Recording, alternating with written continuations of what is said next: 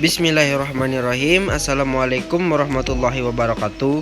Perkenalkan, nama saya Ainul Mulyansah dengan NIM 2014110161.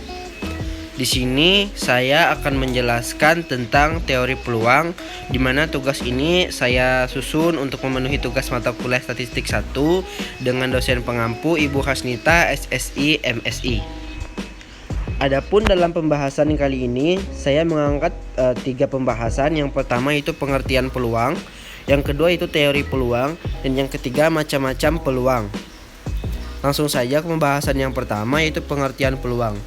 Peluang adalah ilmu matematika yang mempelajari kemungkinan munculnya sesuatu dengan cara perhitungan maupun percobaan. Jadi peluang itu adalah kita seperti menebak kemungkinan yang akan muncul di sebelum kejadiannya, tetapi kita bisa memprediksinya.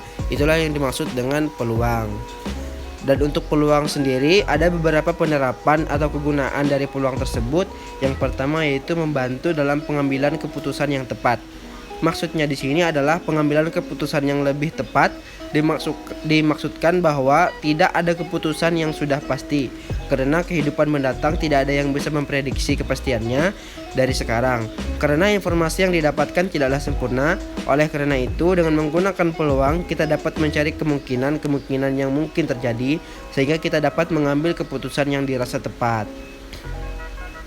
Yang kedua yaitu untuk memperkirakan hal yang akan terjadi. Memang kita tidak bisa sepenuhnya memprediksi apa yang akan terjadi selanjutnya, karena itu merupakan rahasia Tuhan. Namun bila kita memiliki prediksi terhadap masa depan, tentunya kita dapat menghadapi kemungkinan yang telah diprediksikan dengan baik dan tidak panik. Perhatikan contoh berikut. Dalam kehidupan sehari-hari, kita sering mendengar perkiraan terjadinya hujan dalam bentuk peluang, baik secara kualitatif seperti kemungkinannya kecil akan terjadi hujan esok hari, atau dalam bentuk kuantitatif seperti kemungkinan hujan esok hari sekitar 30%. Jelas di sini bahwa berbicara mengenai peluang, kita dihadapkan dalam suatu kondisi yang tidak pasti. Akan tetapi, kita hanya diberikan suatu petunjuk atau gambaran seberapa besar keyakinan kita bahwa suatu peristiwa bisa terjadi. Semakin besar nilai peluang yang dihasilkan dari suatu perhitungan, maka semakin besar keyakinan kita bahwa peristiwa itu akan terjadi. Nah, selanjutnya yaitu teori peluang. Di dalam teori peluang itu hanya ada 3, yaitu adanya percobaan, ruang sampel, kejadian, dan peristiwa. Apa itu percobaan, ruang sampel, dan kejadian peristiwa? Percobaan artinya suatu proses yang dengan hasil dari suatu kejadian bergantung pada kesempatan. Ketika percobaan diulangi, hasil yang diperoleh tidak selalu sama, walaupun dilakukan dengan kondisi yang tepat, sama, dan secara hati-hati. Percobaan seperti ini disebut dengan percobaan acak. Yang kedua yaitu ruang sampel. Himpunan dari semua hasil yang mungkin dari suatu percobaan. Ruang sampel dinotasikan dengan S, banyaknya elemen ruang sampel dinyatakan dengan NS. Kejadian atau peristiwa. Himpunan bagian dari ruang sampel biasanya dinotasikan dengan huruf kapital seperti A, B, C. Banyaknya elemen kejadian A dinyatakan dengan NA, banyaknya elemen kejadian B dinyatakan dengan NB, dan seterusnya. Contoh, di sini saya memasukkan contoh yang dimaksud dengan peluang, yaitu di sini Abdullah melempar sebuah koin. Tentukan A bentuknya percobaan dan B ruang sampelnya. Kemungkinan kejadiannya di sini kita ketahui bahwa percobaan dari soal di atas adalah melempar sebuah koin, dan ruang sampelnya yaitu sisi gambar dan sisi angka, karena di koin hanya terdapat sisi angka dan sisi gambar. Contohnya di koin 500 ada gambar burung garuda dan angka 500. Nah, kejadian apa yang akan terjadi ketika kita melempar sebuah koin? Antara dua, yaitu munculnya sisi gambar atau munculnya sisi angka. Selanjutnya yaitu macam-macam peluang. Di dalam peluang ada beberapa macam peluang. Yang pertama yaitu peluang kejadian. Rumus peluang kejadian yaitu PA sama dengan NA per NS. Contoh soalnya, seorang siswa memegang kartu remi yang berjumlah 52 buah dan meminta temannya untuk mengambil sebuah kartu secara acak. Peluang terambilnya kartu hati adalah, nah langsung saja kita masukkan rumusnya di sini. P sama dengan NA per NS sama dengan di sini kenapa saya masukkan 13? Karena di dalam kartu remi itu kartu hati itu sebanyak 13 dan jumlah kartu remi yaitu 52. Jadi hasilnya adalah 13/52, atau kita sederhanakan lagi menjadi 1/4.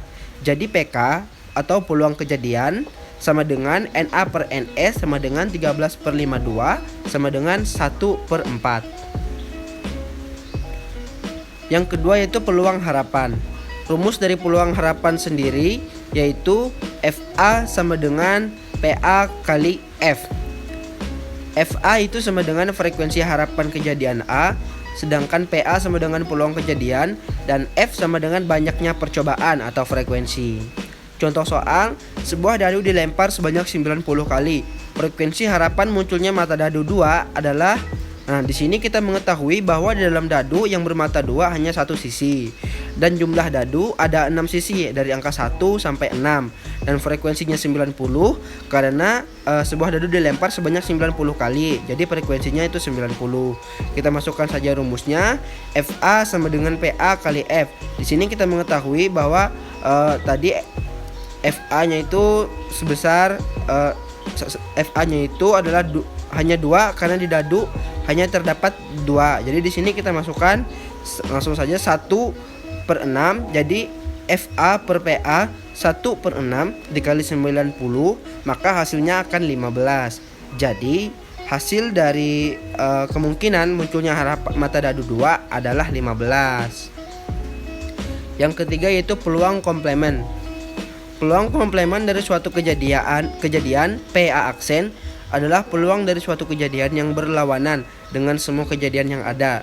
Rumus dari peluang komplement yaitu PA aksen sama dengan 1 dikurang PA. Contoh soal, dari satu set kartu bridge diambil satu kartu. Peluang mendapatkan bukan kartu as adalah, jadi ciri khas dari peluang komplement itu sendiri adalah dia itu kebalikan dari peluang sebelumnya tadi, yaitu terdapatnya kata tidak atau kata bukan. Langsung saja kita jawab. Pada soal ini kita ketahui NK-nya itu sebanyak 4 karena kartu as itu adalah sebanyaknya 4 dan NS adalah jumlah kartu 52. Jadi peluang mendapatkan bukan kartu as sebagai berikut. Kita masukkan saja rumusnya yaitu PA aksen sama dengan 1 dikurang 4/52 sama dengan 1/13. Jadi peluang mendapatkan bukan kartu as adalah perbandingannya 1/13. Baik, hanya itu yang dapat saya sampaikan. Semoga di materi peluang ini dapat menambah wawasan teman-teman semua, sekaligus saya sendiri dalam memahami materi tentang peluang. Akhir kata saya ucapkan wabillahi taufiq wal hidayah. Wassalamualaikum warahmatullahi wabarakatuh.